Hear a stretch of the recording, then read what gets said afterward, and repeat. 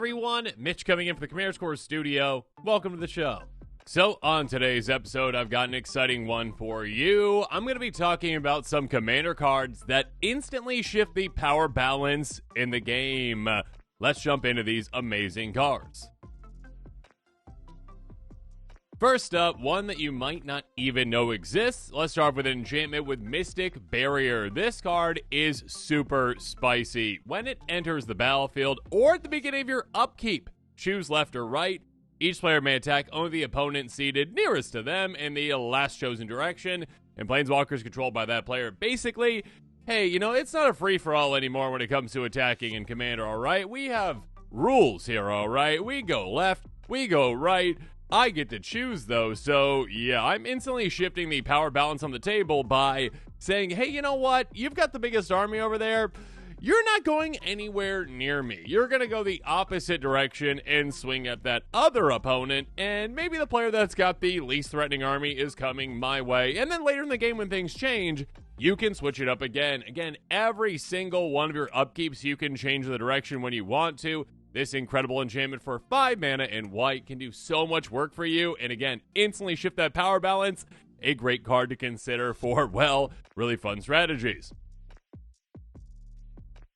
Next up, let's step the budget up just a little bit on this one to around $2.50 with March of the World Ooze. This card from this year is absolutely incredible at shifting the power balance in the game. Your opponents might think they have a grip on the battlefield, and then all of a sudden you play this, and all of a sudden the game changes. It's an enchantment for 6 mana in green. Creatures you control base power and toughness 6/6 and are oozes in each of their types. Whenever an opponent casts a spell, if it's not their turn, you create a 3/3 green elfin creature token. Now, that second part is already amazing, right? Literally, hey, opponents, if you're casting things at instant speed, on, not your turn, all of a sudden, I get 3/3s, which are basically 6/6s, which is absolutely incredible. But of course, just at a base level, if you've got a army of, say, like, little 1/1s or whatever, you got some tokens out there, and your opponent's like, oh, that's cute, look at they got, like, their 6 1/1s or 7 or whatever it is.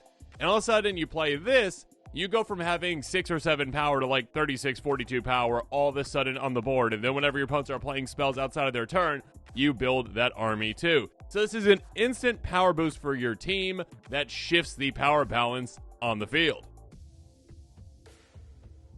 Moving on, another older card that you might not realize exists, we've got Mission the Mind Cage. Now, this one is a legendary enchantment for 7 mana in blue, and this has a massive impact on the game and can really shift the power balance of the table. All creatures get -X, -0, X the number of cards in your hand. This one says, hey, you know what? I'm not playing around. Okay, all right, I am not playing around. I've got a control strategy. I've got a strategy that doesn't maybe depend upon power. It's just, depends on other factors. So I'm going to just eliminate this part of the game. I'm going to say I've got a massive hand. I've got, so many cards in my hand. I've got a good control strategy. I've got a good grip on things. Now all of a sudden I've got a grip on the table where I am making it so that creatures are irrelevant basically in combat. All of a sudden every creature is hitting for, nothing. Combat does not matter, and I change the power balance to stop focusing on combat, and I can have it focus on whatever I need to, because I can concentrate on that now that I've taken that out of the equation, shifting the power balance away from combat. Yeah, that's a massive card to do so. But let's shift it back to power with Legion Loyalty. Yeah, this card is insane. Very simple, though. Enchantment for 8 mana that's got a lot of text on it, but you can literally eliminate most of that text. It's a reminder. Creatures you control have Myriad. Now, again, Myriad means whenever a creature with Myriad attacks for each opponent other than the defending player, you get a token that's a copy of it, basically, and tap that attacking that player or planeswalker they control, exile them at the end of combat. This is one where it's like, okay, I am playing a one-on-one game of Magic, basically, because I have an opponent, I've got my army, and I swing at them. This essentially says, you know what, let's just replicate that for Commander. Okay, I've got 3 opponents, I swing at one opponent, and I am technically now basically swinging at all 3 of my opponents with the exact same army. On top of that, of course, if I've got any creatures with any ETBs, any triggers that might occur when they come into play, when they hit, I am doubling, tripling those up basically too, which is absolutely insane. Of course, also, if I've got any kind of populate effects, I can also take advantage of those as well. Yeah, this completely shifts the power balance because your opponents now basically have to all consider that you are going to be swinging at each and every single one of them every single turn, essentially, tripling up your army effectively, and again, basically tripling up any ETBs you might have too. So yeah, this card really shifts things into high gear for you. Onward we go to some amazing instants. Thrilling Encore is such a good card, and one that is often forgotten, and one that can make a massive impact on the game. I mean, this can be a game-ending card for you as well, shifting the power balance so far that you just take over. It's an instant for 5 mana in black. Put on the battlefield under your control all creature cards and all graveyards that are put there from the battlefield this turn. This card is an amazing gotcha kind of card where all of a sudden a player's like, well, the board's not, looking too good for me, all right, well, I'm gonna Wrath the board, all right, Wrath of God, there we go, all right, I've solved all my problems, and you're like, yes, you did, but you created a new problem, an even bigger problem, because I am playing this, I am getting every single creature that hit the graveyard, and all of a sudden, I basically just cast Insurrection, but it's also kind of like Rise of the Dark Realms. So, yeah, there you go. It is my team now. For just 5 mana, I literally just gain control basically all creatures on the board. Now, obviously, this can be played into maybe one of your Wraths. This can be played into, like, some Mass Edict effects from you. You obviously can, play into an opponent's Wrath with this. But, of course, it can also just be like, I'm playing against an Aristocrat or a Sacrifice-type strategy. And all of a sudden, they're sacrificing a lot of creatures, and I'm just like, you know what? I'll take all those. Or if an opponent is like, in combat, taking out a bunch of, creatures in combat, you can definitely do that too. There's a lot of situations where this can just turn into, oh, I gain control of all the creatures, basically. They're all mine. Thank you. I'm going to go in now. Next up, another spell that is super simple in how it actually works and super effective, Aether Snatch. An instant for 6 mana in blue. Gain control of target spell. You may choose 2 targets for it. Yeah, basically, hey, you know what? You didn't cast that. I cast that. All of a sudden, just shifting things entirely, where an opponent thinks that they're getting something absolutely massive for them. Oh, I am playing my massive Eldrazi. It is mine. Haha. I'm playing Blightsteel. It is mine. No, that's actually mine now. Again, their game-changing massive play now becomes yours. Super simple again in its execution. We're just like, you didn't cast that. I cast that, basically. Yeah, you can basically gain control of anything with this and just say, hey, I'm changing the game. The power balance is shifted. You don't get it. It's mine. Things are just heating up, though. Next up, we've got Vitalizing Wind, an instant for 9 mana in green. Creatures you control get +7/+7 until end of turn. Yeah, this card can just be out of nowhere power balance shift. Again, you are swinging with your army, and opponent's like, they're desperate. They're just trying to get a little bit of damage through. They've got these little 1/1s. Whatever, I'll take the damage. And all of a sudden you're like, now they're 8/8s. All of a sudden the entire power balance shifts, and all of a sudden the opponent's like, well, I'm gone. Yeah, that's game. So it either can be a way to say, if I get those creatures through, that opponent is going to lose the game, or opponents, I should say. Or, again, if an opponent's like, well, I'm blocking, you try to get a little bit of damage through, whatever, it doesn't matter, all right, I'll block all you've got these little tiny creatures, it doesn't matter. All of a sudden, you pump your team so that every single one of your creatures is the biggest creature on the board. And now you take out all of your opponent's creatures. So yeah, this can be game ending, it can be game shifting, it can also just be a good defensive trick too in some ways, though you're probably going to mostly use this on offense as well. But yeah, it is an amazing card that just says, hey, you know what? Out of nowhere, all these tiny little creatures are the biggest creatures you've ever seen. Have fun.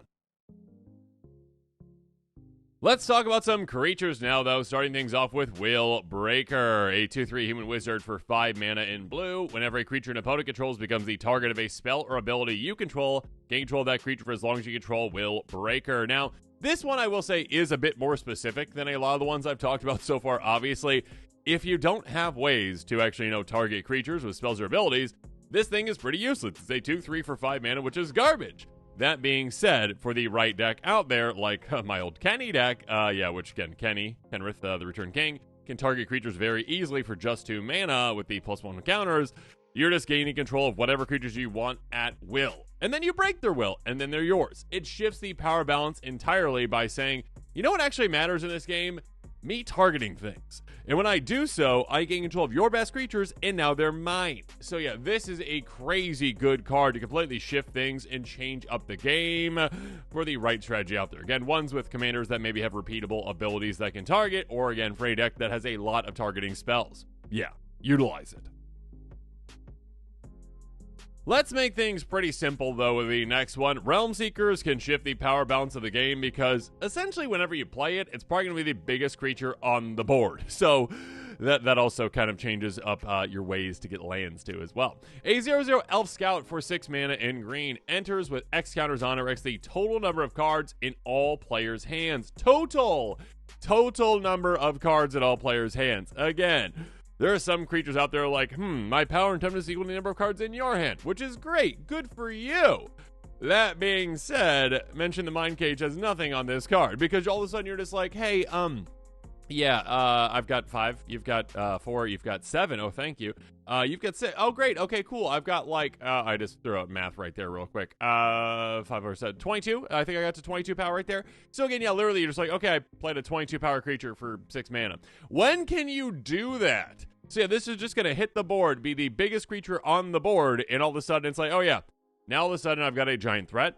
By the way, if this just stays in play, I can pay 2 and a green, move a counter from it, and go get a land, put it in my hand, then shuffle. So basically, I've got repeat land. Again, it's whatever land you want. So it could be Gaia's Cradle if you have that in your deck. Good for you. Congratulations. I'm very excited for you. But yeah, whatever lands you want, whatever lands you need. If your deck is built around certain lands, congratulations. But if not, it's just like, okay, I can guarantee it my land if I want to. At the very least, though, this is just the biggest creature on the board basically every single time you play it. Definitely could shift the power balance.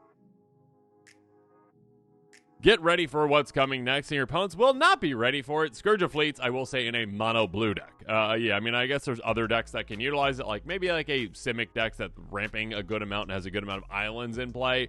But yeah, Scourge of Fleets is insane. A 6/6 Kraken for 7 mana enters the battlefield. Return each creature your opponents control with toughness X or less to its owner's hand. X is the number of islands you control. Now, because this is on an ETB, it doesn't have a cast trigger requirement. There is also the implication that, well, you can blink this because you are in blue. So yeah, you got access to play blink effects, and you can utilize that ETB again and again and again. And your opponents, well, again, don't have any power in play because you can just keep bouncing basically their entire boards while yours stays safe. So again, because this is an asymmetrical board wipe that is repeatable, your opponents really have to respect it. And if they don't, they are going to be, well, sunk. There you go. Get it? There's a boat on in the picture. Sunk? No? Okay. All right. Anyways, next. Let's zero in on this next big one, and yeah, it definitely is a big one with another sea monster, Stormtide Leviathan. Very few cards change the game in the way that this one does, and just completely shifts the power balance of the game on what can happen. An 8/8 Leviathan with Island Walk for 8 mana in blue. All lands are islands-ish other types. Okay, there you go. There's how you can get the, Stormtide Leviathan, / Scourge of Fleets combo going on. That being said, creatures without flying or island walk can't attack. Literally shutting down all attacks outside of flyers or island walk creatures. Basically moat, kind of, essentially, without the island walk. But so, basically moat, but it's an 8/8 that can also attack because it has Island Walk and is unblockable on anyone, basically all the time. Unless your opponents have no lands, which you already win then, basically, if you have this in play and your opponents have no lands. But, yeah, you're going to be able to attack them just without them blocking ever. And, again, with a deck built around this, potentially, you might have a good amount of flyers or a good amount of Island Walkers, I guess, too. Or you don't care too much about attacking with things other than just this and just shutting down the board. Yeah, again, you just completely change combat where it says, you know what, if you don't have any flyers or Island Walkers, don't even worry about it. You're not attacking. Nothing's happening at all for you. Thank you. Let's shift up the power. Get ready for what's coming after that one, though, with Silven Offering. Yeah, this card is one that, well, again, it might seem pretty simple. It might seem pretty straightforward, but it really shifts things entirely because it is a card that requires good politicking. It is a card that requires working together in a way, and it is a card that requires you and another opponent to just dominate the game from then on out. A sorcery for X and a green. Choose an opponent. You and that player each create an XX green tree full creature token. Choose an opponent. You and that player each create X1/1 green up 4 creature tokens. Yeah, basically make a ton of elves for you and someone else, and make a giant tree folk for you and someone else. Now, that's a card that you definitely can, give it to two different opponents. You can say, like, hey, you get the tree folk, you get the tokens. Sure. And that's fine. And there are circumstances where that works. Where, like, one other opponent is, like, really dominating the game, so you're trying to spread the wealth and, like, everyone work together to stop them. But it's also just a way to shift the power balance away from the other two players at the table and just make a deal with one player, make a big deal with that player where it's like, okay, hey, if I pick you, I'll give you this massive army with this massive tree folk too, and the only deal is you can never attack me with those creatures, okay? Okay, cool, because if not, I'm giving them to one of the other two players, and then you won't have that deal. So yeah, being able to make a giant deal with this shifts the power balance away from the other two players at the table to you and that player. Mostly you, though, too, because, again, if you're able to make that deal, you're saying, hey, you can't attack me with those things, but we never agreed I can't attack you with these. Yeah, they're still going to be willing to make that deal most of the time, because if not, you're giving it to someone else. So, yeah, take out those other two players, shift the power balance, and win the game. Wait until you see this next one, though. Mass Diminish. Just 38 cents for this gem, a sorcery for 2 mana in blue. Until your next turn, creatures target player controls have base power and toughness 1/1, and you can flash it back again. Again, you can take a player who's like, I have a great stompy deck, I've got all the big creatures, or I've got a dragon deck, I've got all the big creatures, yeah, good for me. Cool, alright, you got all those dragons, good for you. Alright, now they're 1/1s. Okay, let's see what happens now. Swing at you. Yeah, literally just saying, okay, literally until your next turn, we have to go. And again, like in a one-on-one situation, this would still be a good card, but nowhere near as good.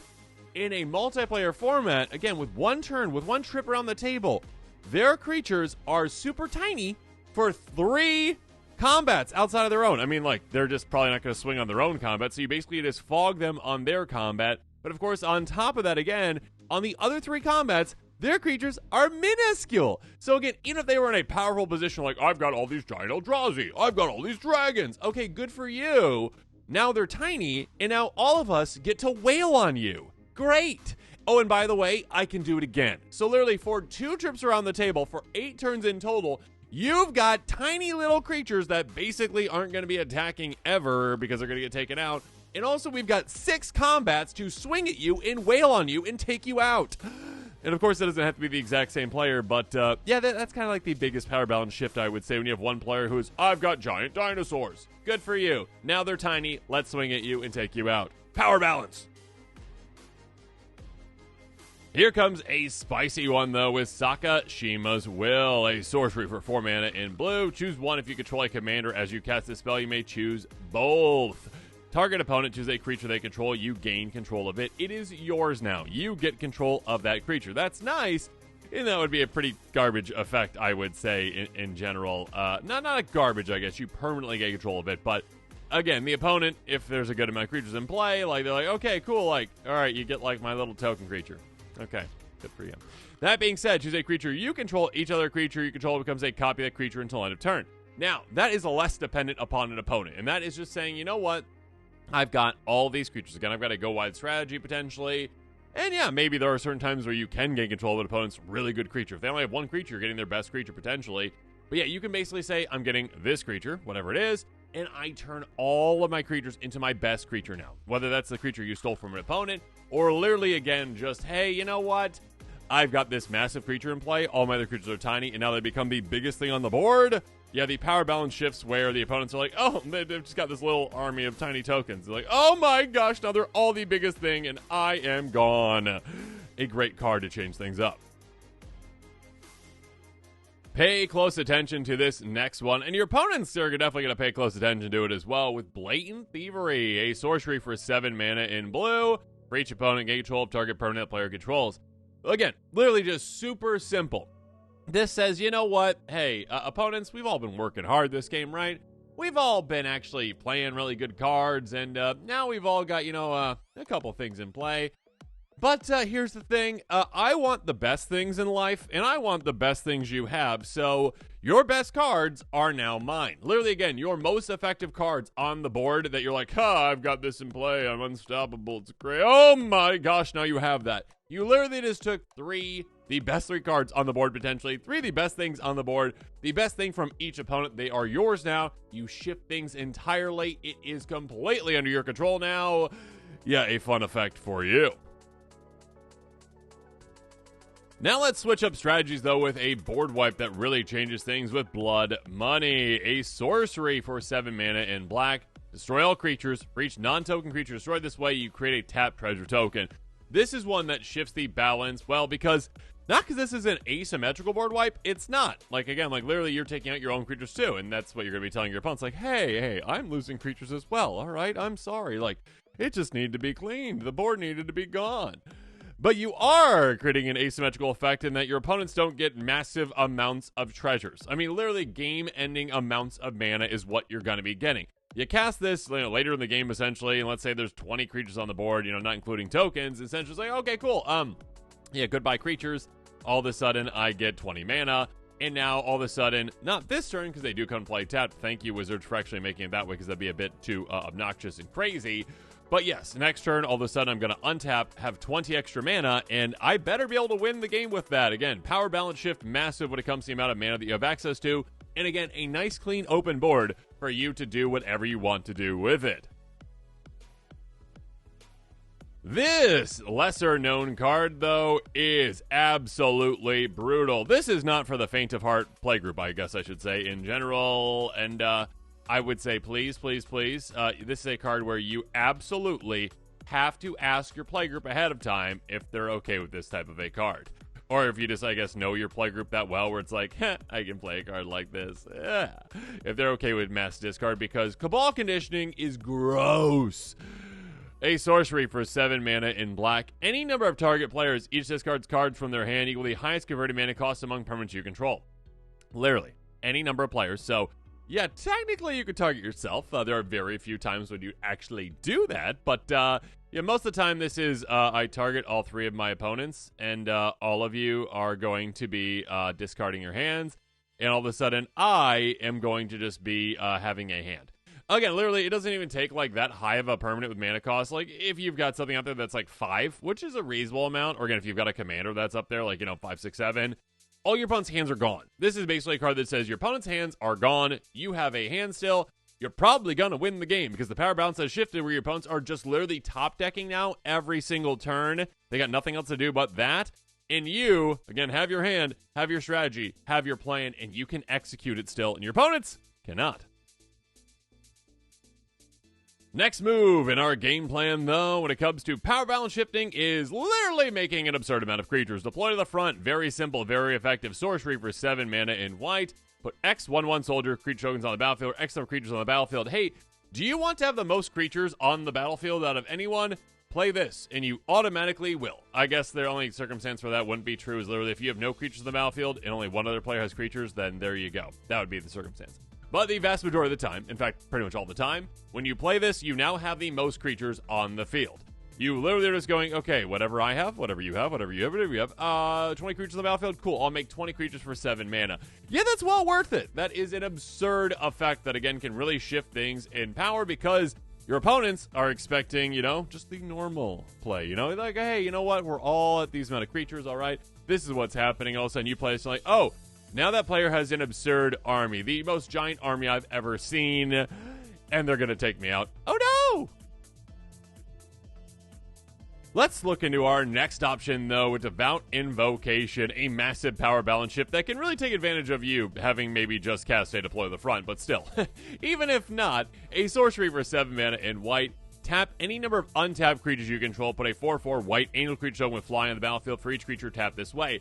This is an army doubler that basically says, you know what, instead of whatever tiny creatures you might have, again, whatever little, soldiers or whatever they are, good. I mean, they're great. They're 1/1 soldier, that's great. But, you know what, let's just not turn them in angels, but utilize them to make angels. Again, we literally double up our army and make a massive evasive army out of nowhere. Yeah, we got to tap our creatures to do so, but that's well worth it to be like, okay, I've got 7 creatures in play, I'll tap them, and all of a sudden, yeah, I've got, 28 power of flying on the battlefield now. Out of nowhere, your opponents are going to be in big trouble. Devout Invocation is a great card that really shifts the power balance of the game, and you will have a very impressive army that can take things over.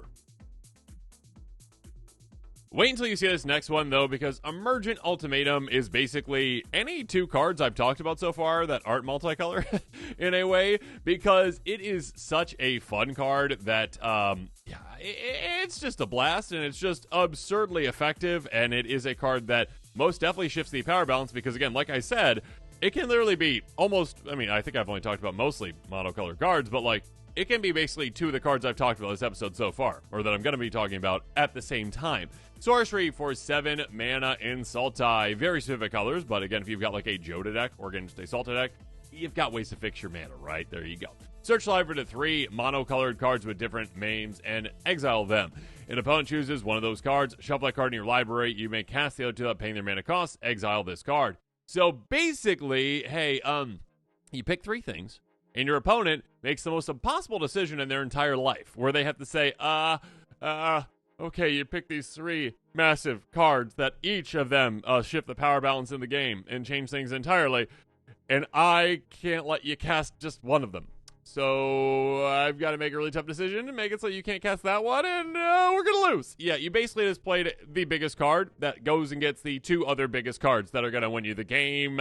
This thing always shifts the power balance in your favor. It is so much fun to cast this and to play it all.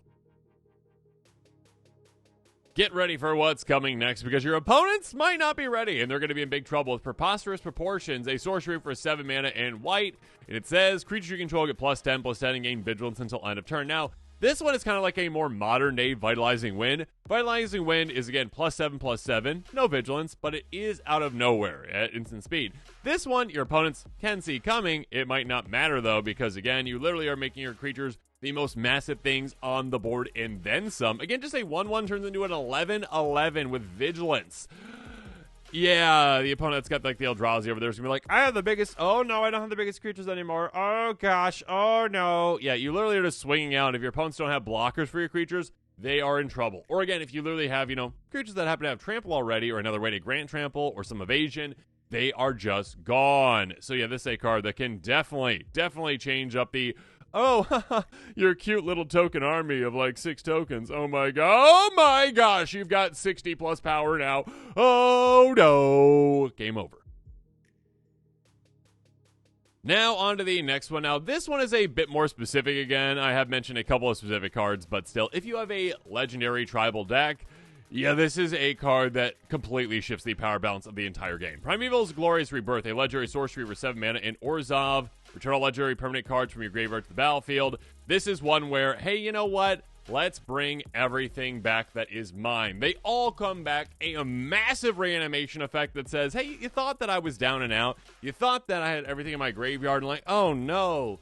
There's nothing I can do. All of you've got really scary boards, and all my best things are in the graveyard. All of a sudden, you say, my graveyard basically becomes the battlefield, and now the game is mine. The power balance is completely shifted into your favor, and your opponents are left in the dust. Now let's switch things up and talk about Aminatu's Auggury. This card is one that can definitely shift the power balance in your favor. A sorcery for 8 mana, but it's well worth every single one of those manas. That's a term, right? Exile the top 8 cards of your library. You may put a land card from among them on the battlefield. Until end of turn, for each non-land card type, you may cast a spell of that type from among the exile cards without paying its mana cost.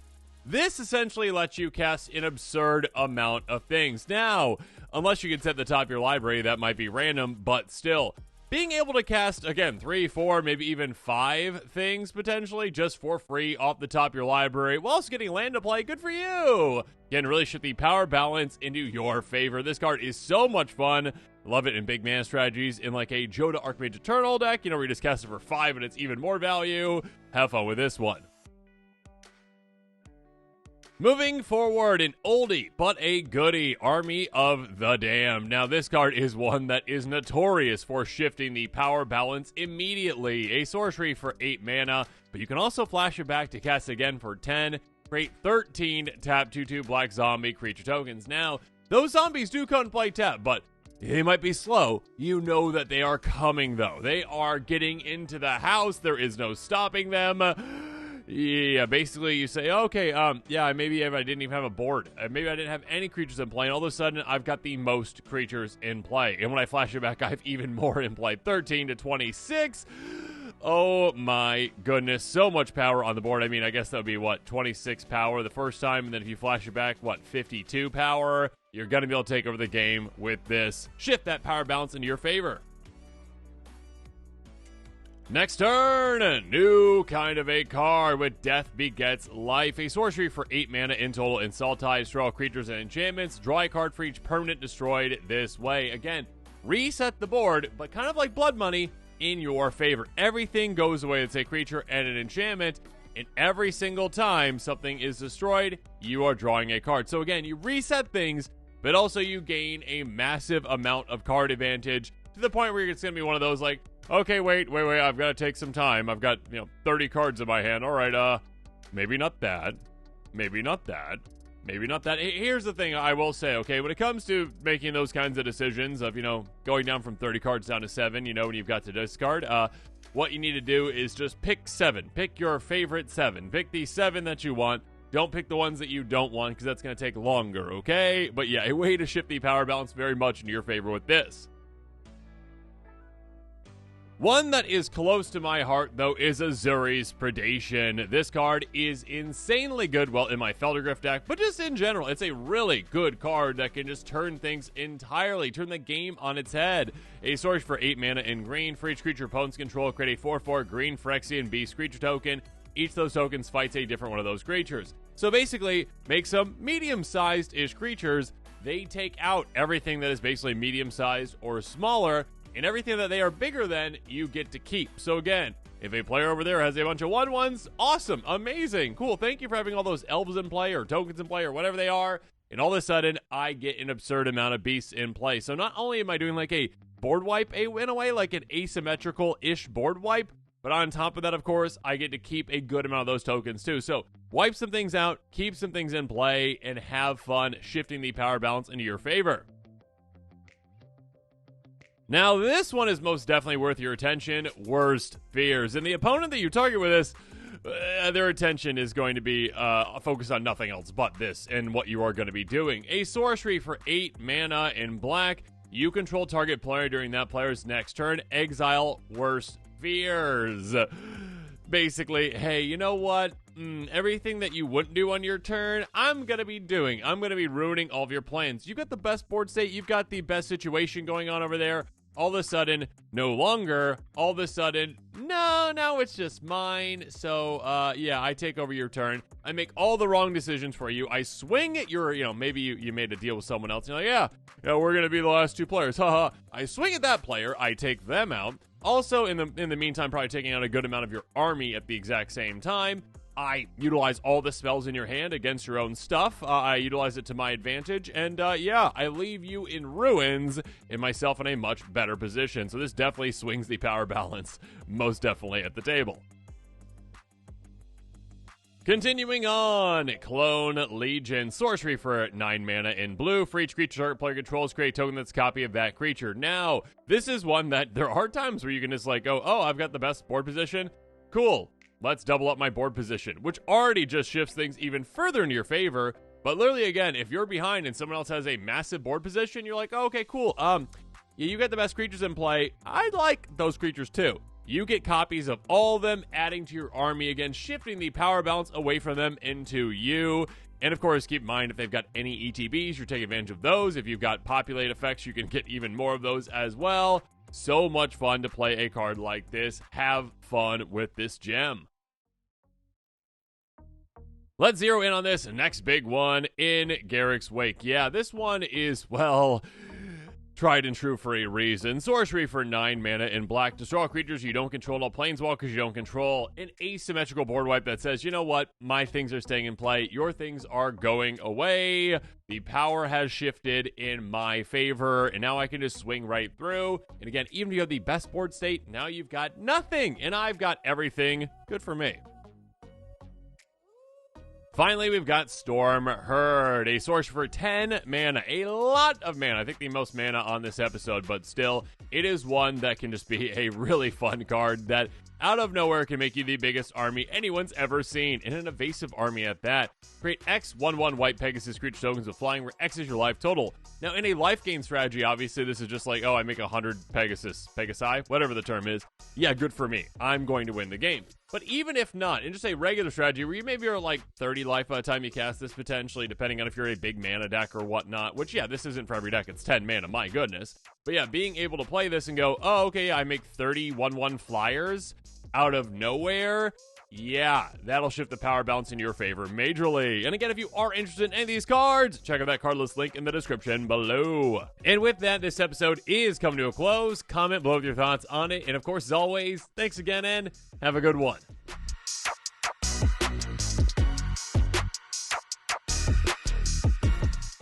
This show and episodes like this one are possible thanks to viewers like you. If you're looking for an easy way to help support this show, make sure that you like, share, and subscribe. Also, hit that bell notification icon so you don't miss any new episodes. You can also go check out our playmats and other merchandise at thecommandersquarters.com. Another easy way to support this show is with our TCG player affiliate links. So whether you're buying a deck or individual cards, you can use this general link right here or one in the description. And the final way that you can support this show is by supporting us directly by becoming a patron. There are many benefits to being a patron, and I truly couldn't do this without all of their support.